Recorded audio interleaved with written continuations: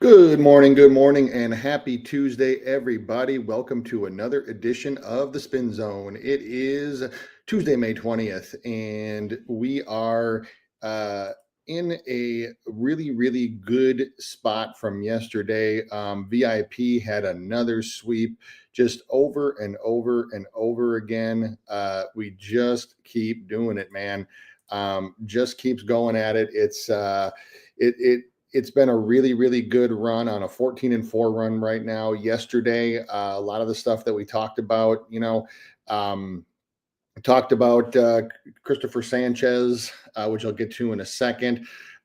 Sonny Gray kind of just absolutely torched the Tigers after a really shaky first inning.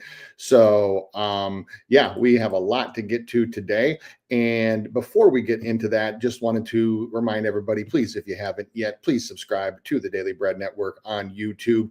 And if you're not following me, please do so at Spin Doc Sports on X. Please like the video, share the content. It really does help get our stuff out there. So let's talk about what we learned from yesterday. So what we learned from yesterday, because there were a whole bunch of people in here, a whole bunch of questions being asked. It was really good stuff.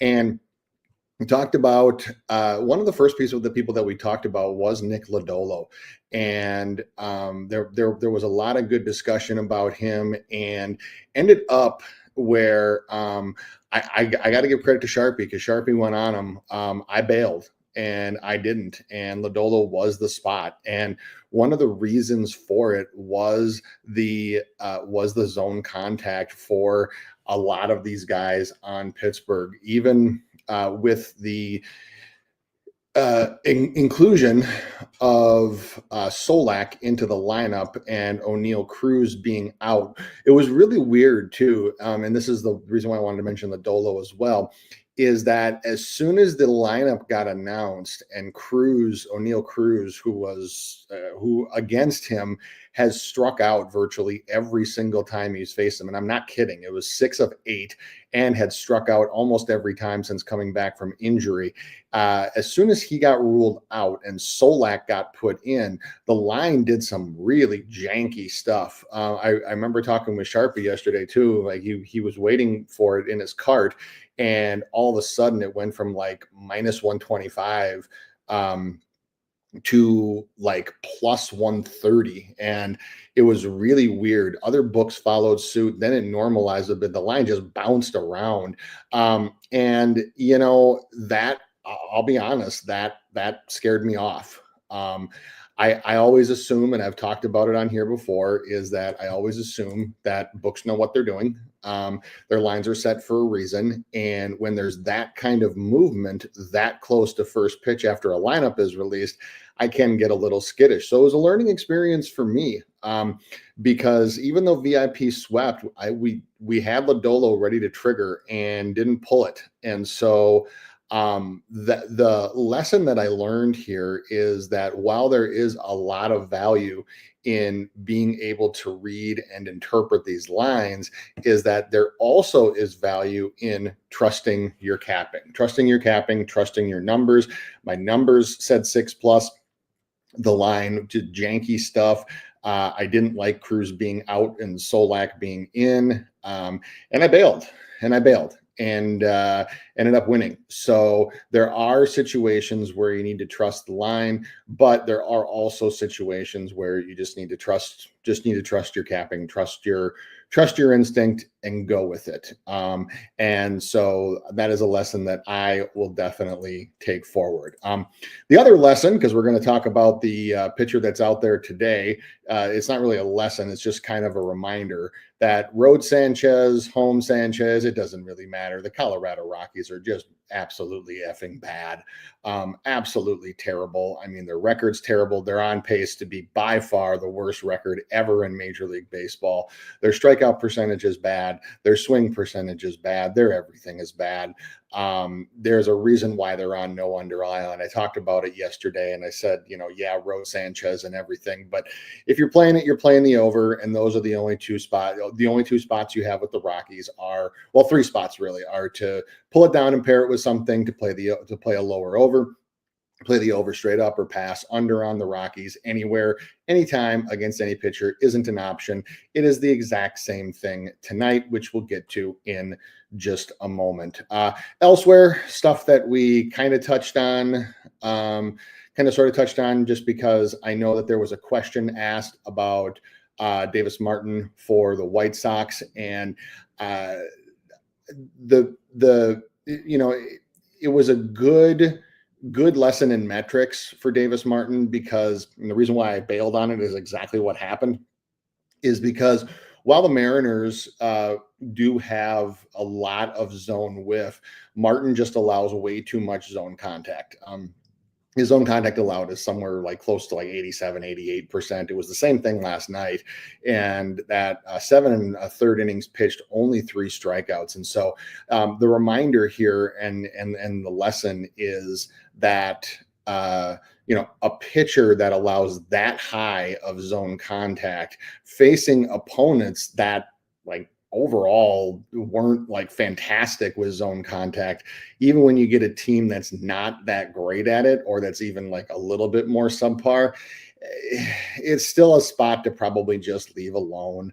The other thing that with guys like that is you want to look for, do they have an overpowering or a fastball they can use as an out pitch? So for example, I've talked about this before. Guys like Jack Flaherty, their fastball is not their out pitch. Jack Flaherty uses his fastball. He can, but he uses it primarily to set guys up for his breaking stuff, get foul balls, what have you.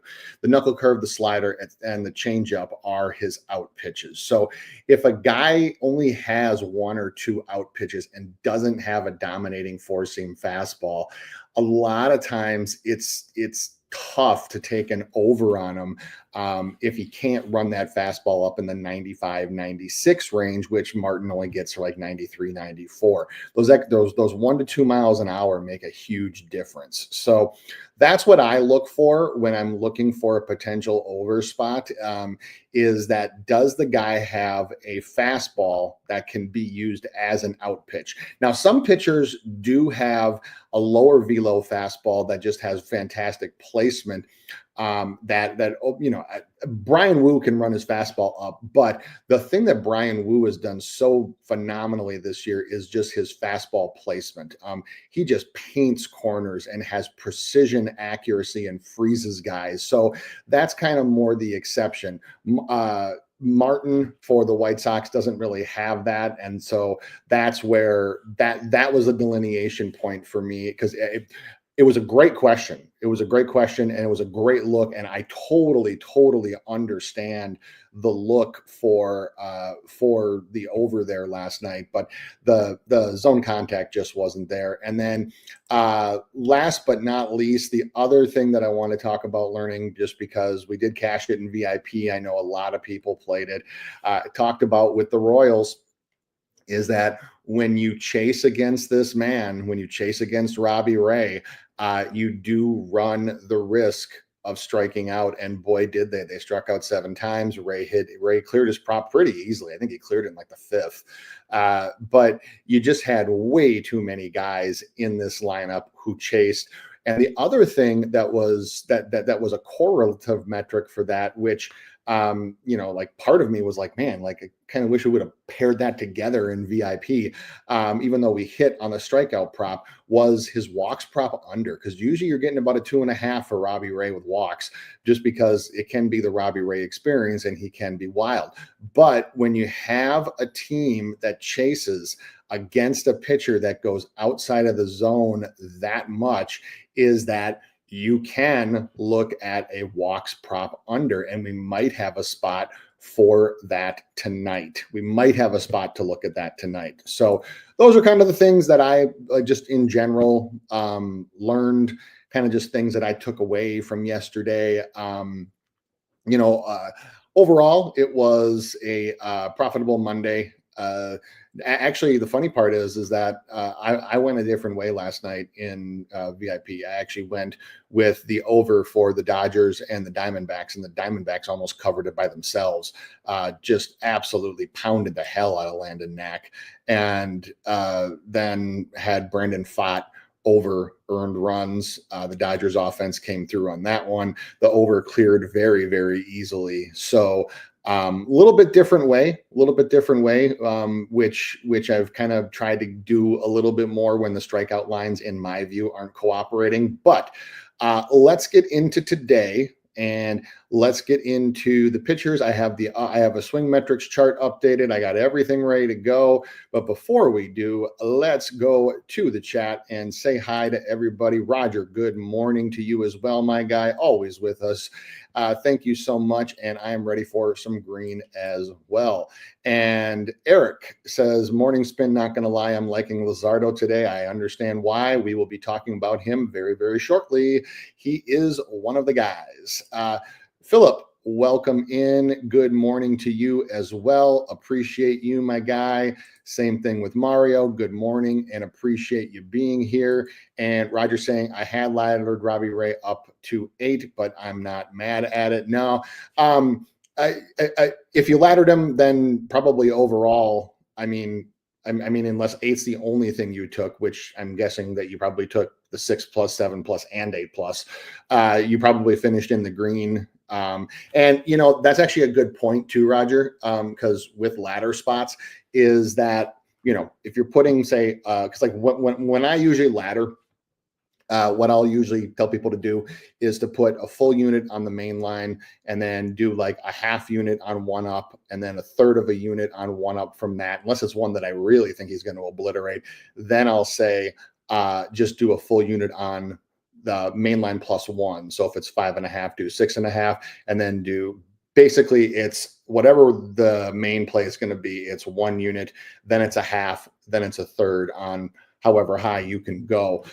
That's how I usually structure my ladders. I know people do it differently, and I'm not going to profess to be like the ladder expert, but just understand when we are talking about overs, because we have one probably out in Colorado tonight, is that that's just normally how I do it, to do some risk mitigation, and then also because you're getting the +1 and +2 beyond the main line at plus money, then you probably that you'll just, as long as the main line hits, which if I'm laddering a guy, it's because I feel supremely confident about the main line. What usually will happen then is that we come out in green no matter what happens, or break even at worst if you have a like half unit on the 2 above and he just barely clears it. So there's no real like right or wrong way to do it. It all depends on how much you want to invest and how confident you are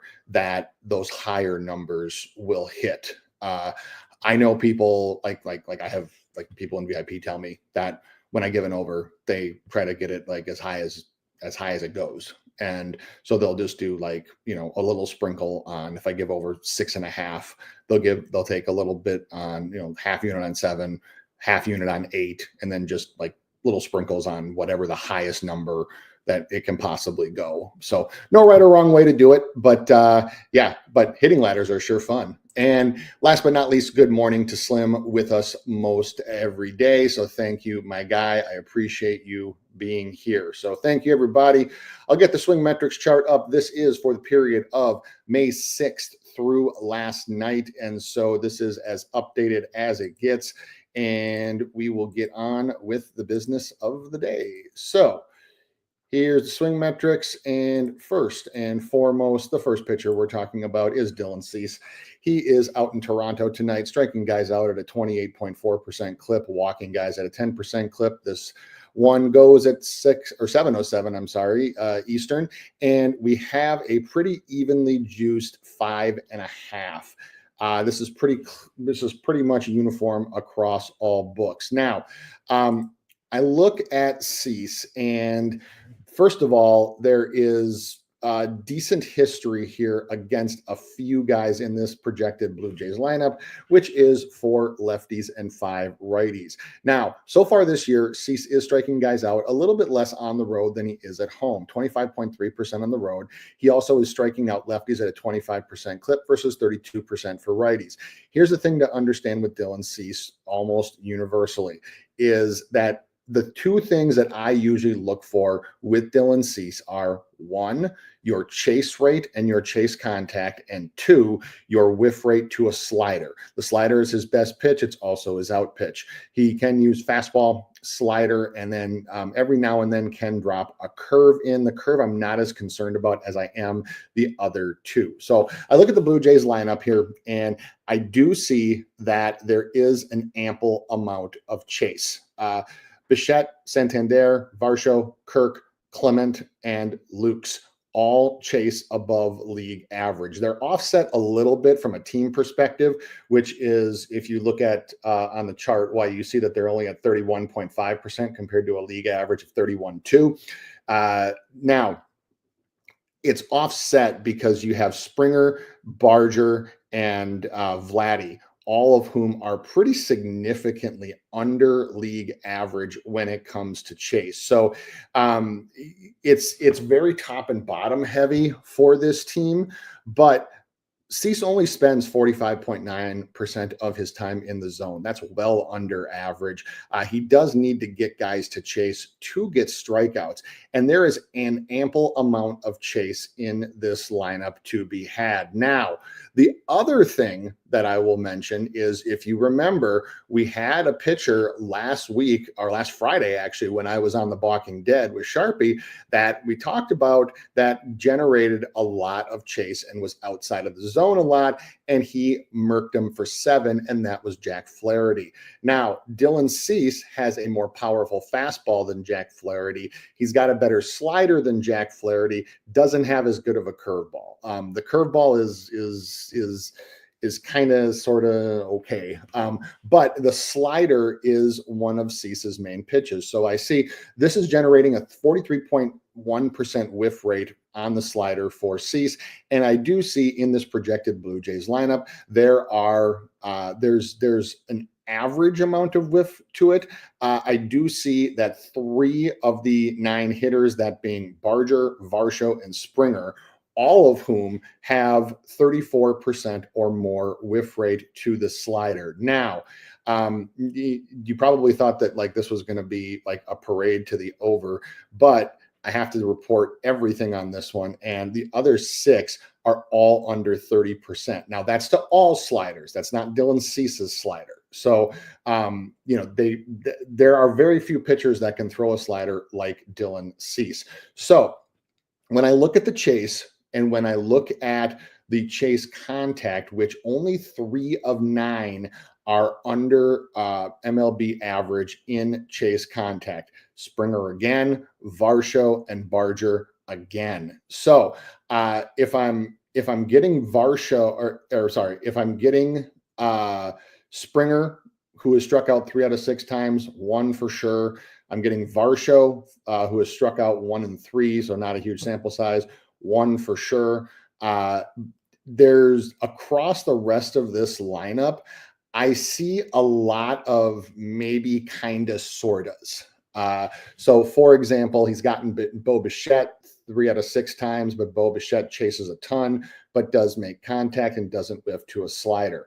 He has gotten Santander 5 out of 17 times, which is about a 30% strikeout rate, which would equal 1. The problem becomes Santander has one of the best chase contacts on the team at 64.8. That's well above MLB average for hitters. So and then also down, you also have Clement, who chases a ton, but makes contact and hasn't struck out to Cease in 8 plate appearances. So if this is the lineup that the Blue Jays run, what I would rather do is I would rather take Cease down to 5+, because I think for sure there's 5 to be had here.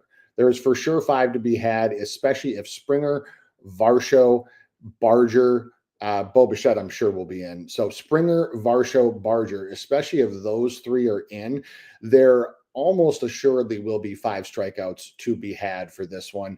The question is, can he get number 6? Now, the guys that I would like to see out, if I'm going to go on the main line and go for 6, for sure Clement.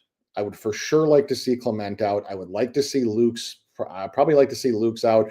Vladdy and Bo are going to play. That you probably aren't going to get around that one. So those two at the end, if I can get different guys in, and really looking up and down the Blue Jays potential lineup, really anybody besides Clement and Luke's at the bottom, that can add that extra strikeout that I think we're going to need to get an over for Dylan Cease. So right now I have him at 5 with this projected lineup. This is what they run. You want to run them. I would take them down to 5, and I would pair them with anything else that you like and get some plus, get probably close to or get plus money for this one. The other thing that could matter for this one is that where these guys are placed. So right now, Springer is projected to bat cleanup, and Varsho is projected to bat in the 5 hole. If we get those guys in those spots, that's where we want them. If you want an over, if you get them batting lower in the lineup, and you get even like a Clement or like a Luke's or guys like that up further, over is going to be tough. So I think that this is lined correctly, and like I said, I would rather take it down to 5 and pair it with something else versus trying to play a main line just because while there's a bunch of chase, there's also a bunch of chase contact. Now, the prop that I wouldn't mind looking at here is that there is some really, really juicy plus money here on Dylan Cease's under walks. Right now, you can get it at plus 145 on DraftKings. And what I also see here is because of the amount that a lot of these guys chase, I think that there might be some value to put a little bit, maybe not a ton, but a little bit on under 1.5 walks. It's at a great plus price at plus 145. Because I talked about this with Robbie Ray and the Royals last night, is that when you have a team that chases, when you have a bunch of guys that chase, is that the potential for walks is lessened significantly with a pitcher that goes outside the zone. And you also have Cease has he only walked 1 against the Angels, walked 2 against the Yankees. Had a couple games where he had 3 and 4 walks, but that was against the Pirates and the Rays. And the Pirates and the Rays both have guys who take a lot of pitches. Pirates, even though their overall chase metric here is a little bit above league average, that was during a time when guys like O'Neill Cruz were in. And even though Cruz strikes out a lot, he also doesn't chase that much either. Same thing with the Rays. You see they're over from a team perspective over the last 2 weeks, but this game happened on April 26th. And that was when they did have a number of guys who don't chase in the lineup. So if you're not going to chase, so if you're going to chase against Dylan Cease, chances are you are going to walk, or that you're not going to walk because of how much he spends outside the zone. So I wouldn't mind taking a little shot on the under 1.5 walks at a huge plus price. So that's Cease. All right. We got to go on before we get to what I think might be an easy one. We got a little tougher one. We got Tarek Skubal. All right. One of the leaders for the Cy Young, rightfully so. One of the leaders for Strikeout King, rightfully so. The lefty, striking guys out at a 28.5% clip, walking guys at 5.8%, goes to St. Louis. This game is at 7:45. And we have a gaudy line discrepancy here with over 7.5 at plus 135 and under 7.5 at minus 180. There are some books hanging 6.5s out there, which, and then you can basically just reverse the juice. So the books are saying 7. Most of the way that everything is lined here is saying 7. Now, what do the numbers say? The first thing that you have to understand about Skubal is that the man lives in the zone, 57.7%. It's one of the highest among any pitcher going today. And his zone contact is absolutely elite. 69.3%, under 70% contact in the strike zone. That is absurd. And it's one of the reasons why, as I mentioned, he is a leading candidate early for the Cy Young Award. So this lineup is projected to be 3 lefties and 6 righties. Now, the 3 lefties that are here, I am positive that two of them will be in the lineup, that being Nootbaar and Donovan. I'm not as confident about Scott. If they do, I'm sure they'll bat him in the 9 hole, which is where he's projected to be right now. But there are a few other options that the Cardinals have.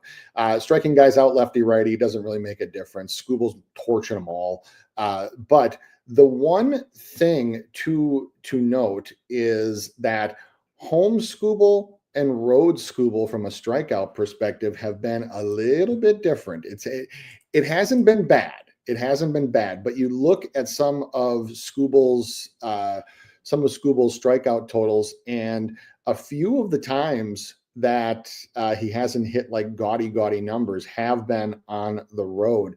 Like, for example, his first start against the Dodgers, where he only got 2. And then even at the Angels, where he got 8. But you also have to remember is that the Angels are one of the worst swinging teams in Major League Baseball. Same thing with the Mariners, who are one of the worst zone contact teams in baseball. And yeah, it's weird to say that like 8 strikeouts like isn't a good day, because for most pitchers they would like love that. But you also have to remember this is a guy that has been averaging damn near 10 strikeouts a game in his home starts. Actually, I think over 10, with the one exception being that Royals game. So I look at this lineup overall, and for the Cardinals, there are only 3 guys who are under league average in zone contact. Wynn, who's projected to bat in the 2 hole, and then Walker and Scott, who are 8 and 9. The other thing that I see is that you also have the top 4 takes a lot of pitches in the zone. Nootbaar, Wynn, Donovan, and Arenado all take pitches in the zone, and they all, with the exception of Wynn, make excellent zone contact to the tune of nearly 90%. So I can't mark Nootbaar and Arenado down for more than 1 combined. I have Wynn striking out once for sure. Donovan is elite at all contact, and as a lefty. So from that top 4, I can't really count on more than about 2 to 2.5 strikeouts. So now the question becomes, can he get 6 from the other 5? Can he? Well, he's Tarek Skubal, so of course he can. But the problem becomes is that I see Walker and Scott down there, and I have them down for 1 each. Skubal, his projected outs are 18.5, which used to the under, which means 6 innings, which means that he will probably face that top 5 to 6 3 times. Not sure if he gets down to Walker or Scott. He might if he pitches to contact for the top 5, and that would greatly help our cause. Now, that leaves Herrera and Pegas. And both of those guys have never faced Skubal. They both have great zone contact, swing at league average, but neither one of them whiffs to a 4-seam fastball, because in addition to his changeup and his slider, the 4-seam fastball is one of Skubal's out pitches, especially when you can run it up to 98 to 100. Herrera and Pegas both have whiff rates to a 4-seam, all 4 seams, not Tarek Skubal's, but all 4 seams under 10%. Now, both of them do whiff to a changeup, so I have them down for probably 1 to 1.5 between them. Where does this all land? This all lands on right around 6 to 7. So I'm not seeing the 8 here for Skubal, even though he's been so dominant. However, I'm not really that interested in paying minus 180 for a strikeout prop. So what I'd be looking to do, if anything, if this is the lineup we get, and especially if Scott is out, if we get a different guy in, because Scott is striking out to lefties at almost 33% and can be a multiple K candidate. Walker potentially could be a multiple K candidate. And then elsewhere in the lineup, it's kind of a mismatch. And when you have a mishmash like that, and you only have 1 to 2 guys who are multiple, 1, maybe 2 that are multiple strikeout candidates, 8 on the road's a big number to hit, even for a pitcher like Tarek Skubal. If this were at home, this would be a different story. Skubal at home is a completely different animal. So this is a lean on the under. This is a very, very heavy lean on the under, and it's weird to say that about Tarek Skubal. Now, What I will also say though too is that I don't give out or play minus 180s on props, and you shouldn't either. That's way too heavy a juice. That's way too big of a price, especially for a guy who can go out there and get 8, 9. Especially where, here's the other part about it. Let's say you bet this now, and you don't pay juice when you win and all that, but you put the juice at risk, and then the Cardinals have a few, like 1 or 2 late scratches, and you get a poverty lineup. Now 8 is become very realistic, and now you're caught holding the ticket where it's going to be real tough to hedge out and do anything but take a loss. So that's why I say wait for lineups, and that's also why minus 180 is I just don't do it. Minus 140, minus 145 in that range is usually the max that I will look to do a straight bet on and put juice at risk, and those are ones that I'm pretty confident about. So if the lineup cooperates, I'm not opposed to taking a shot on the under 6.5 with Scooble. I would really, really like, if you're going to go that route, I would really, really like to see Scott not in the lineup. I would probably like to see Walker not in the lineup, or Mason Wynn probably batting a little bit lower. So, but man, if they run the projected lineup, I got to be totally honest, on the road, I don't see a whole lot of paths to 8 strikeouts. A guy I do see a lot of paths to 8 strikeouts with is the next guy, Jesus Luzardo. Striking guys out at 26%, walking them at 8.2. He gets the Rockies. We don't need to spend a bunch of time talking about how hideously god awful the Rockies are at swing metrics. It's horrendous. Now, we have an over 6.5 at plus 125. We have an under 6.5 at minus 160. The only question here is, do you pair them with something, or do you take the straight over, or do you let them go? I've talked about playing an under on the Rockies just isn't an option. You can't do it. They're too bad from a swing perspective. To that end, this lineup is projected to be 1 lefty, 8 righties. It could be. The Rockies have done some interesting lineup combinations. Obviously, they're not going anywhere this year, so you're seeing a lot of the younger guys get a lot more at bats, and that'll probably continue throughout the season. But you do have Luzardo is only striking out righties at 24.6%, which is less than what he's striking out lefties. Now, you look at this lineup, and he's faced Tovar 3 times, got him twice. He's faced Toglia 3 times, got him twice. He's faced McMahon 6 times, got him 4 times. So that is between those 3, you have 8 strikeouts in 12 plate appearances. So you have to mark all those guys down for 1, especially because Luzardo also needs guys to chase, and there is an ample amount of chase in this lineup. You see it on the swing metrics chart that the Rockies are one of the worst teams in baseball over the last few weeks at chasing. They're also right now in this projected lineup. We do have only one guy who doesn't chase at or above league average, and that is McMahon. Every other projected hitter is at, which is Toglia and Farmer, and or above, which is the other 6. So all of them chase. Most of them strike out to lefties. The top 6 in the projected lineup do all have a 29% strikeout rate to or worse to left-handed pitchers, including Beck, who's projected to lead off, who has almost a gaudy 36.3, who is a gaudy almost 40% at 36.3. So I look at Chase, and then I go and I look and I see, of the guys that chase, how many of them make contact under league average? Well, damn near all of them except for Freeman. So I have this one, 7 is well within reach. 8 is actually within reach, depending on the way this lineup is organized. Farmer is projected to be in. That might be a dead spot. Freeman is projected to be in the lineup. That could also be a potential dead spot. So what you're going to need is you are going to need multiple strikeouts from other parts in the of the lineup, and we have that potential across the board. The only one that I do see that is in the projected, besides Farmer and Freeman, that probably isn't a candidate for multiple strikeouts would be Doyle.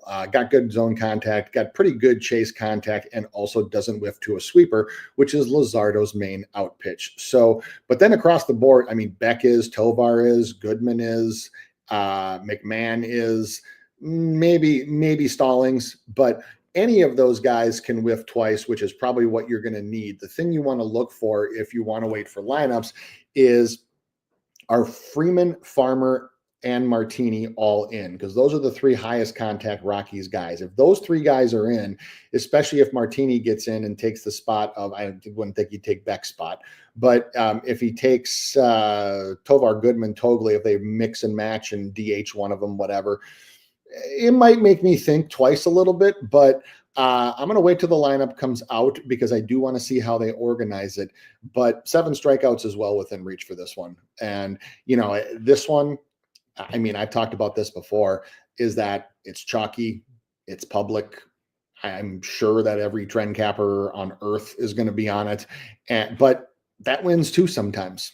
That wins too. Now, the only thing I'll say to the contrary for that is that Luzardo does have one start, actually no, two appearances out in Colorado. Granted, they were back in 2021, didn't go so well for him, but that was 4 years ago. So I'm not sure that applies a whole bunch. This is one where, I think that I'm not sure that there's a lineup that the Rockies could put out. Well, actually, yeah, there is. If it's Freeman, Farmer, Martini all batting higher up and like closer to up top, and then Amador in somewhere, that might get me off of it. But if this is the projected lineup they want to run, you have multiple K potential for pretty much the first 5 or 4 spots, and McMahon in the 6th hole across the board. So I know that Eric was saying that he was liking Luzardo. Totally get why. Totally understand why. So very, very, very strong lean on the over here. All right. That will do it for the 3 we're going to cover. I see Roger had a question. And now the big question, does Strider give us 6 Ks at plus money? Well, he's on a pitch count. So he's on a pitch count. And so typically I don't touch guys that are on pitch counts. However, this is a much, much different Nationals team than you're used to seeing. So I wouldn't blame me if you put a little bit on it. I personally am probably just going to be off of it just because it's really hard to bet on a guy who's just coming off of injury and could be on a pitch count. So, all right. And let me see.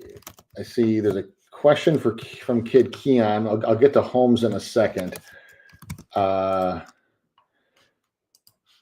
And Slim saying his line was 3.5. Whose line are we talking about here? Are we talking about if you're talking about it's not Strider. Strider, his hits allowed are 3.5, but his Ks are 5.5. Best I'm seeing is plus 110, which is on FanDuel and DraftKings. No, it's I think that you might be looking at hits. Slim, because I got FanDuel, MGM, Caesars, and DK up, and they're all at 5.5 right now. If there's a 3.5 out there, I would love to know where it is, because I'm going to tell people, yeah, you can probably go bet that right now. Kid Keon saying thoughts on Clay Holmes. So yeah, I had Holmes on my list for a while. You mean, given the opponent, you probably have to. But with Boston, for me, it's always the zone contact rate. And when I look at Clay Holmes, his zone contact allowed is just so astronomical. It's 87.7%.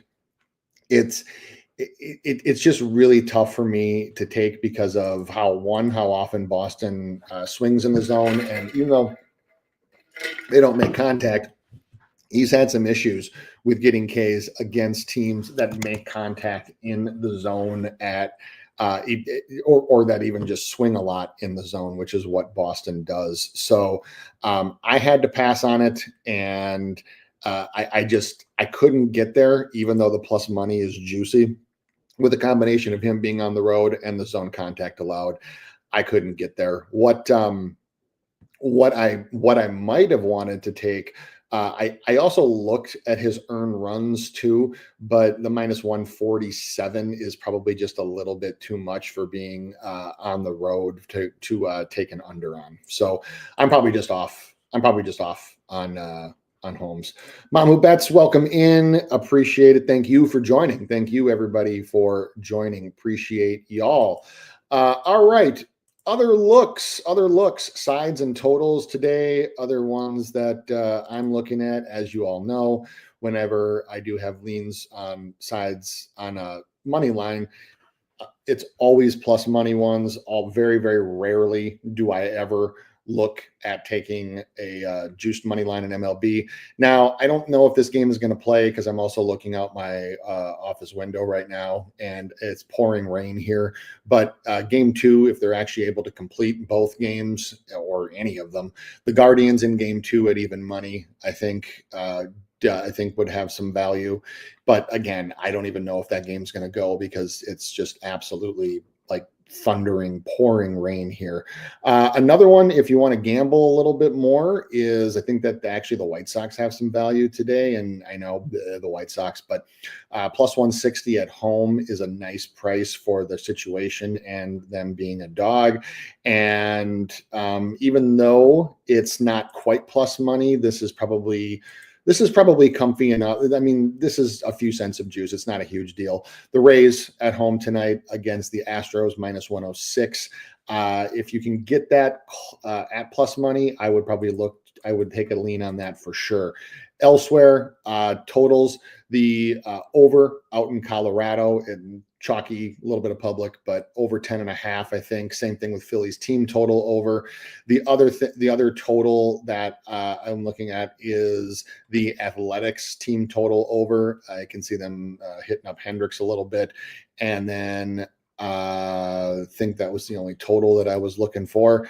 And then last but not least, if you want a big money line for me, the Minnesota Timberwolves, and yes, it's a little bit of a homer pick, but the Minnesota Timberwolves to win outright tonight against the free throw merchants. And yes, I'm biased, and yes, I will have virulent hatred for Oklahoma City for the next however many days this series lasts. But there is value in plus 250 for the Timberwolves, who did split with the Thunder and also beat them in OKC without Ant and without a few of the starters. So the other one that I mean, and if that's a little too much for you, then the 7.5 to me is too much. These two teams have had some battles. They've had some wars.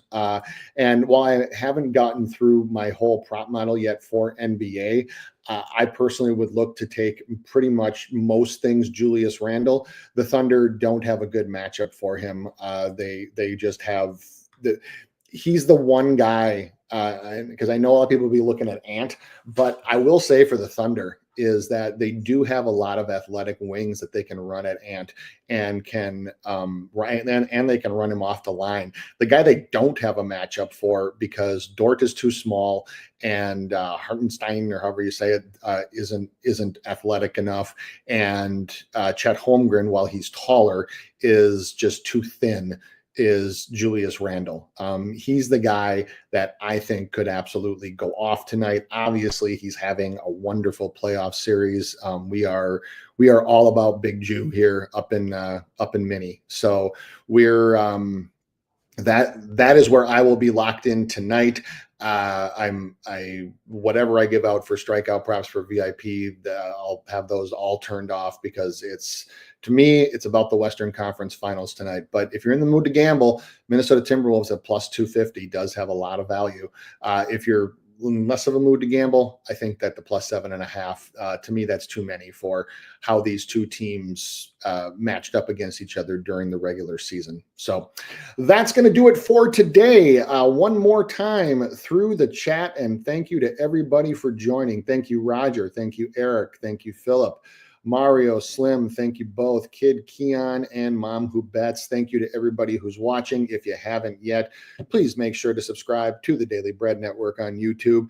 Please also follow me at Spin Doc Sports on X. Like the video, give it a share, give it a follow. We do appreciate it. Helps get our stuff out. Best of luck on whatever you're tailing. Wolves in 5. Nas Reed forever. We'll see you tomorrow.